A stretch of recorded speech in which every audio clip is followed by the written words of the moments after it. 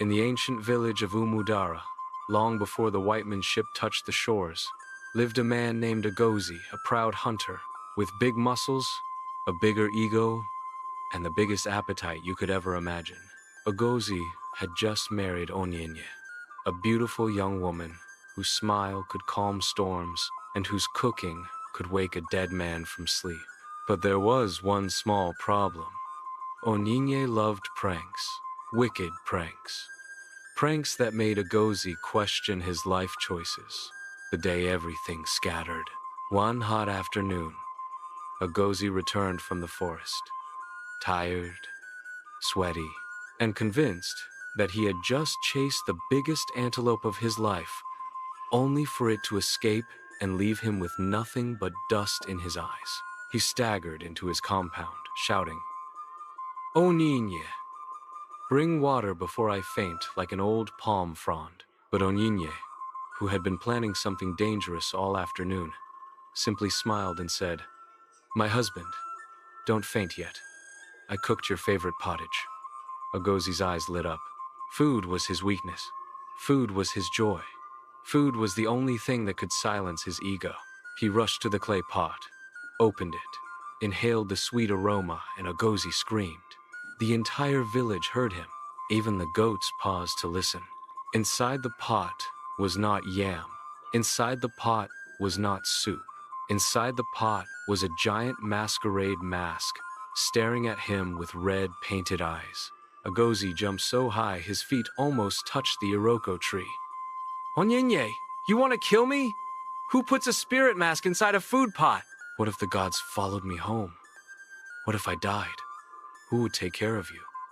Onyinye was rolling on the floor laughing. The mess got worse. Agozi was still shaking when Onyinye added, "My husband, it's only a joke." "A joke? A joke?" Agozi's face twisted like bitter cola. He stormed out of the compound, shouting dramatic things like, "I'm going to my mother's hut. A man cannot survive in this type of marriage." He marched off, chest out, wanting to look like a powerful man who was making a serious decision. But a chicken crossed the road in front of him, and he screamed again. Onyinye laughed until tears ran down her face.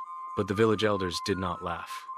They called a meeting, because Agozi, in his dramatic anger, had announced publicly, "I will not sleep in the same hut with a prankster today. Let her learn her lesson." The women gathered. The men gathered. Everybody wanted to know, would Agozi abandon his young wife? Would Onyinye apologize? Would the ancestors intervene? As the elders were debating, a sudden commotion broke out. Agozi came running back, his wrapper almost falling, panting like a goat that escaped slaughter. "Help! Help! A spirit!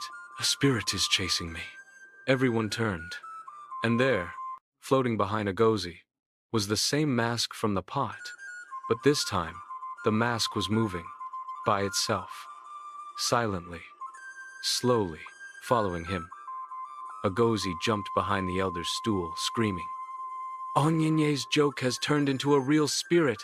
I said it. I said it." Women fainted. Men ran. Children climbed mango trees. Only one person was calm, Onyinye. She folded her arms and said, "Husband, look well." Agozi peeked from behind the stool, and there it was, a small shadow behind the mask. Tiny feet, a small hand. It was Onyinye's 8-year-old cousin, Chukwudi, wearing the mask and holding a stick to make it look like it was floating. The entire village erupted in laughter, so loud even the ancestors must have heard. Agozi's embarrassment could power a whole festival. The forgiveness moment. Agozi felt his pride melting like palm oil in the sun. He walked to Onyinye, head low. "Wife, your pranks nearly finished me, but I have learned something today. If you don't forgive small things, you will lose big things." The elders nodded in approval. Onyinye smiled, wiped his sweaty forehead and whispered, "And if you don't learn to laugh, you will grow old too quickly." They hugged. The village cheered. Agozi forgave her. Onyinye promised to reduce her pranks. Just reduce, not stop. Small chaos is healthy. Forgiveness is better than pride.